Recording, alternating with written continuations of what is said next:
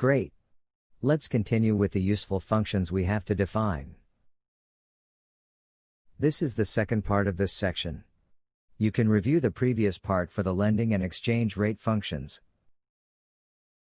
In this video, we will cover 4 other functions. Buckle up. The third function is add month.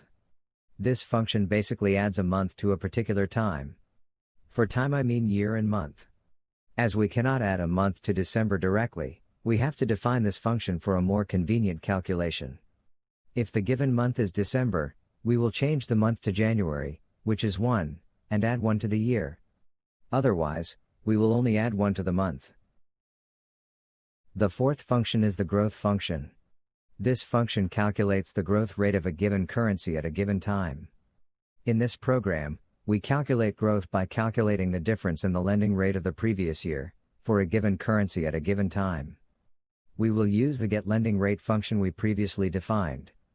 Remember to subtract 1 from the year to get the data for last year. You may use other growth functions, for example, the percentage change, but remember that there may be cases where the rates are non-positive. The fifth and sixth functions are getGoShort and GoLong currency respectively. These functions compare the growth of different currencies and return the currency with the shortest and longest growth respectively. We will define the USD as the default short or long currency before we start our calculation. You can actually pick any other currency in this place to find the same results. We will loop over all the currencies, to find the currency with the lowest growth. The functions will return a list containing 2 values, the currency name and the growth of that currency. We can use index 0 and 1 respectively to get particular data later. The GoLong currency function works in a similar way, but we are finding the currency with the highest growth instead.